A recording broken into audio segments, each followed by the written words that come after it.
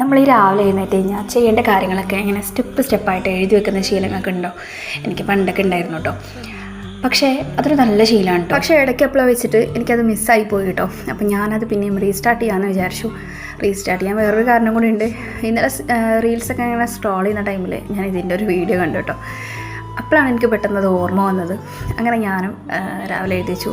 പക്ഷേ ഇപ്പോൾ ആലോചിക്കുമ്പോൾ കുറച്ച് കാര്യങ്ങളൊക്കെ മിസ്സിങ് ആണ് കേട്ടോ. എന്തായാലും അതൊക്കെ ഒന്ന് റെഡിയാക്കണം. പിന്നെ നമ്മുടെ ഫൈസി കുട്ടിക്ക് ചെറുതായിട്ട് പനിയും കാര്യങ്ങളൊക്കെ ഉണ്ട് കേട്ടോ. അപ്പോൾ അവനൊന്ന് ഹോസ്പിറ്റലിൽ കാണിക്കാനും പോകണം. അപ്പോൾ അവനിത് ഹാളിൽ വന്ന് കിടക്കുന്നുണ്ട് കേട്ടോ. അപ്പോൾ ഒന്ന് നമ്മുടെ സവാളയും തക്കാളിയൊക്കെ വാട്ടിയിട്ട് മുട്ട പൊട്ടിച്ച് ഒഴിക്കുമല്ലോ, അങ്ങനത്തെ ആ ഒരു സംഭവം. പിന്നെ ദോശ ഉണ്ടാക്കാമെന്നാണ് വിചാരിക്കുന്നത് കേട്ടോ. മുട്ട റോസ്റ്റ് ഉണ്ടാക്കാനുള്ള ഒരു ഇതൊന്നുമില്ല. അപ്പോൾ അതുകൊണ്ട് പിന്നെ എളുപ്പത്തിൽ അങ്ങനെ ഉണ്ടാക്കാമെന്ന് വിചാരിച്ചു. അങ്ങനെ അരിപ്പൊടി കലക്കി ദോശയും നമ്മുടെ മുട്ടക്കൂട്ടാനും ഉണ്ടാക്കാമെന്ന് വിചാരിച്ച്. അതോടെ എല്ലാവർക്കും ഭയങ്കര ഇഷ്ടമാണ് കേട്ടോ. ചെറുപ്പത്തിൽ പണ്ട് സ്കൂളിൽ പോകുന്ന നേരത്ത് ഉമ്മ എല്ലാ ദിവസവും ഉണ്ടാക്കി തരുന്നത് ഇതന്നെ ആയിരിക്കും. ഫൈസിക്കുട്ടി ഇടയ്ക്ക് അങ്ങോട്ട് വിളിക്കും കേട്ടോ, അവൻ്റെ കൂടെ കുറച്ച് നേരം ഇരിക്കാൻ വേണ്ടിയിട്ട്. അങ്ങനെ കുറച്ച് നേരം അവൻ്റെ കൂടെ പോയിരുന്ന് പിന്നെ അപ്പോഴത്തേക്കും ഞാൻ കുടിക്കാനുള്ള വെള്ളവും കാര്യങ്ങളൊക്കെ അത് സൈഡിൽ വെച്ചിട്ടുണ്ട് കേട്ടോ. അപ്പോൾ നമ്മൾ ചോറിൻ്റെ വെള്ളം തിളയ്ക്കുന്നതിൻ്റെ കൂട്ടത്തിൽ തന്നെ ഈ ഒരു വെള്ളം ചെറുതായിട്ട് ഇങ്ങനെ ചൂടായി വരും കേട്ടോ. പിന്നെ ഞാനിതാ ഇവിടെ നമ്മുടെ ഉള്ളിക്കൂട്ട ഉണ്ടാക്കാനുള്ള ചട്ടി വെച്ചിട്ടുണ്ട്. പിന്നെ കുറച്ച് വെളിച്ചെണ്ണ ഒഴിച്ച് കൊടുക്കാം. വെളിച്ചെണ്ണ ഒന്ന് ചൂടാകുമ്പോൾ കുറച്ച് കടുകും കൂടി ഒന്ന് പൊട്ടിച്ച് വയ്ക്കാം കേട്ടോ.